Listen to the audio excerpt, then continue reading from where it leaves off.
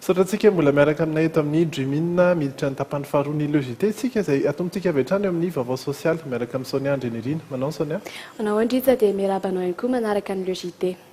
Fantatra fa niakatra tato ato ny fampiasan'ny malagasy ny saribao.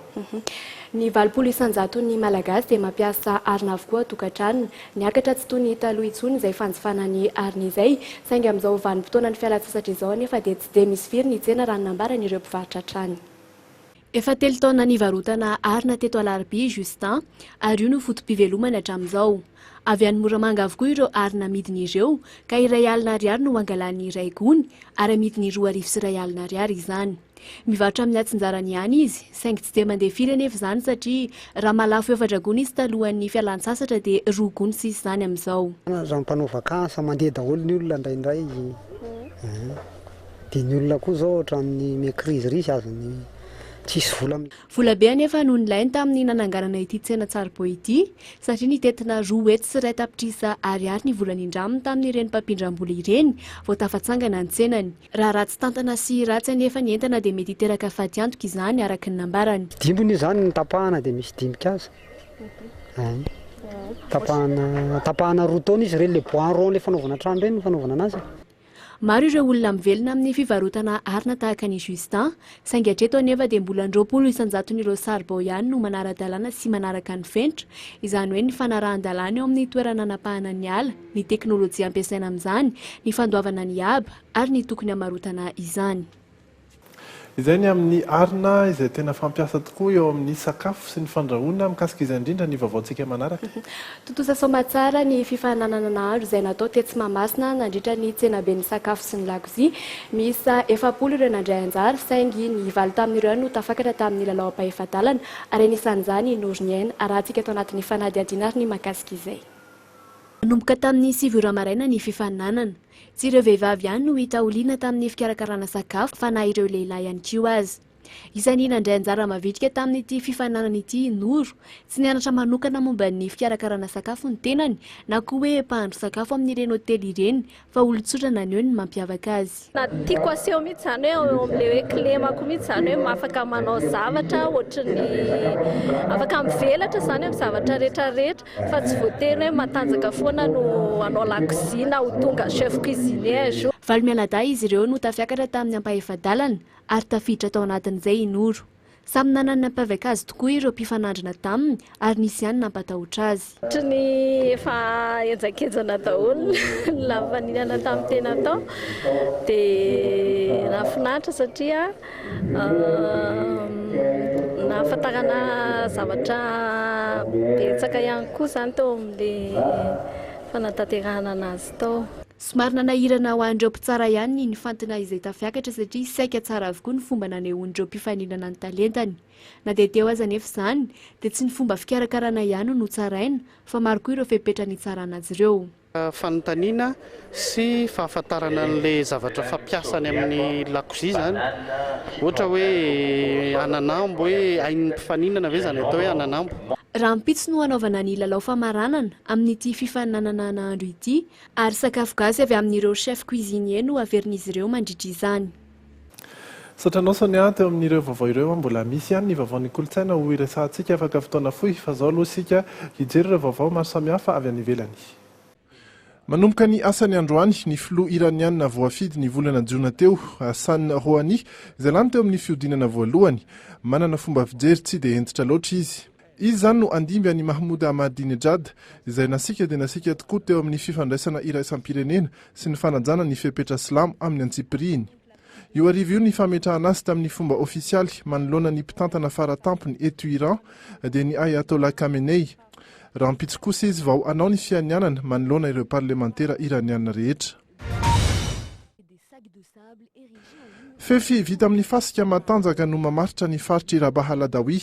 Ireo mpanohina ny filoha teo aloha Mohamed Morsi ao ambadika izany dia vonina tanteraka hiady amin'ireo mpitondra vaovao eto Egypta.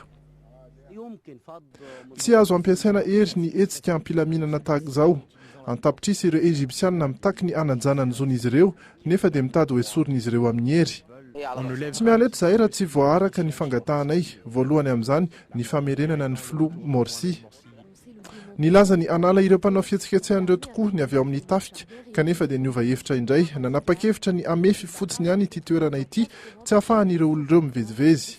Toa tsy naomby ihany anefa izany satria nijanona tao anatiny ireo mpitolona ireo. Izao aza moa dia niantso ireo mpanohana azy indray ny rahalasilamo hamonjy toerana vaovao manakaiky ny seranam-piaramanidina eto Caire anaovana fihetsiketsehana. Manany sy ny fanafian'ny Al-Qaïda kosa ny Amerikanina ka nanapa-kevitra ny anakatona tanteraka ireo maso ivoa Amerikanina amina firenena 20 mahery indrindra ny ao amin'ny faritra Arabo toa ny Egypte, Yemen, Libia sy Afghanistan. Andro fiasana toy ny mazatra rahampitso alahady amin'ireo toerana ireo kanefa dia izao ikaton'izao ireo maso ivoa.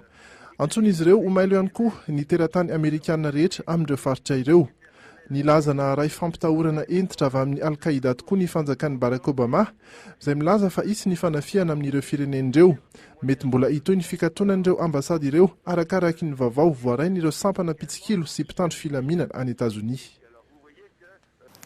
Hijanona ny ivelany ihany sika eo amin'ity vaovao hafakely ity tanan-dehibe iray no hita tany ambanin'ny tany ary dia azo atao hoe tanan-dehibe tokoa satria misy ny lalana, misy ny trano maro samihafa namboarina vitsika nefa izy ity.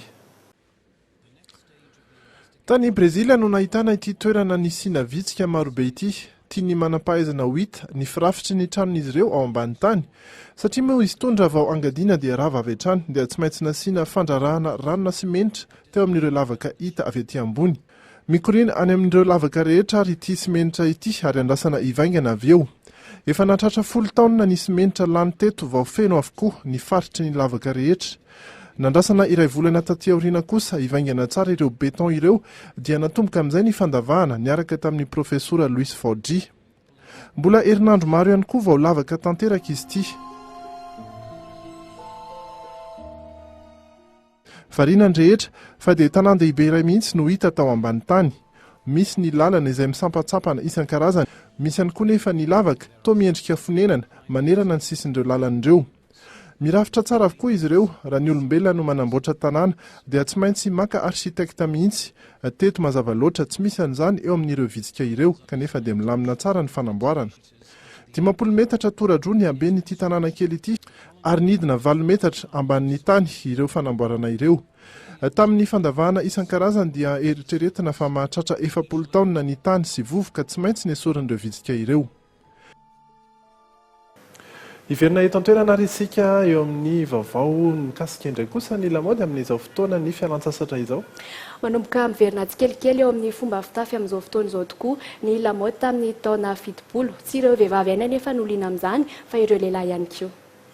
Efa hita misongadina amin'ny fomba fiakanjon'ny olona tsirairay mihitsy amin'izao, indrindra fa ny tanora, ny fomba fitafy taloha izay lasa lamaody ankehitriny. Tsy ny vehivavy ihany anefa no liana amin'izay look vintage izay, fa ny lehilahy ihany koa. Ny vintage dia midika hoe akanjo miavaka ho anao, tsy dia misy tsy be mpanana satria ilay izy friperie, izany hoe amin'izay koa anao misy chance kokoa hoe manana akanjo de marque. Samy manana ny fomba fitafy mahafinaritra sy mahaliana azy ny tsirairay, saingy tsy voatery ho mpanara-damaody avokoa nefa.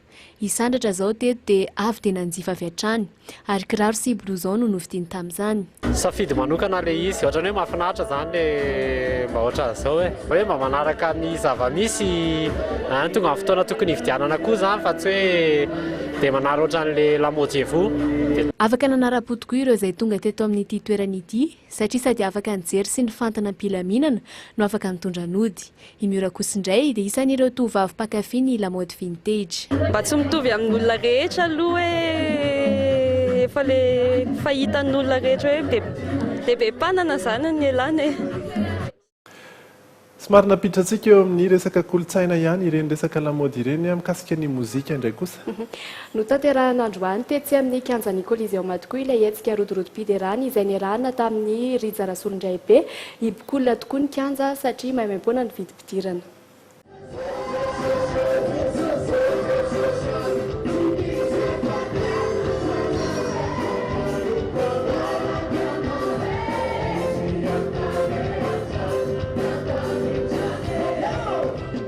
Samba no nisy hetsika ara-pilazantsara goavana tahaka izao teto Antananarivo.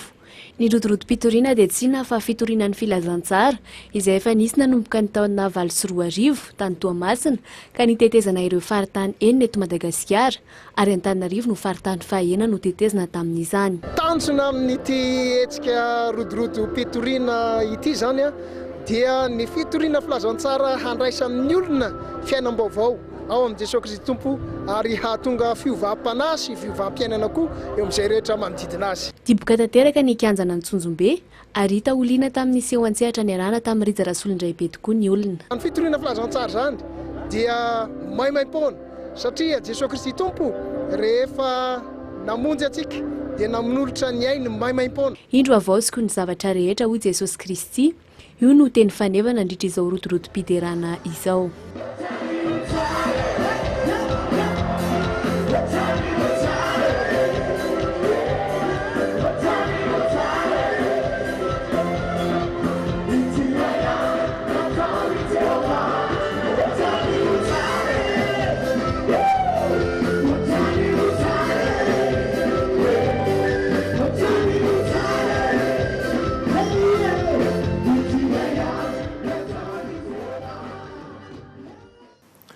Farany kosa ary dia omenanao ny mety ho toetry ny andro ny amin'ny rampitso sy ny amin'ny anioal. Ny amin'ny anioal aloha araka izao hitantsika izao dia mitovy ny amin'izao fotoana mihitsy ny maripana mandraparain'ny andro 12 degré celsius izay hafanana izay.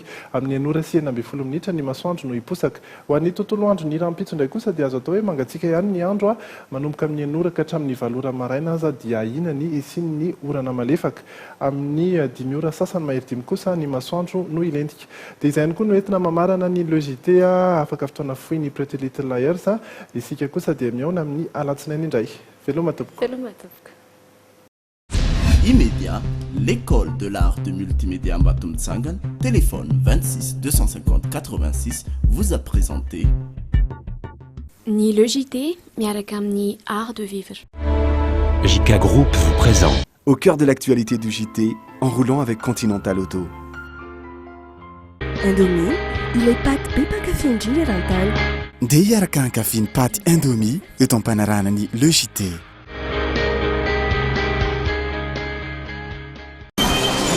Des informations bien écrites avec le stylo Big Round Stick dans le JT. Big Round Stick, écrit toujours comme au premier jour.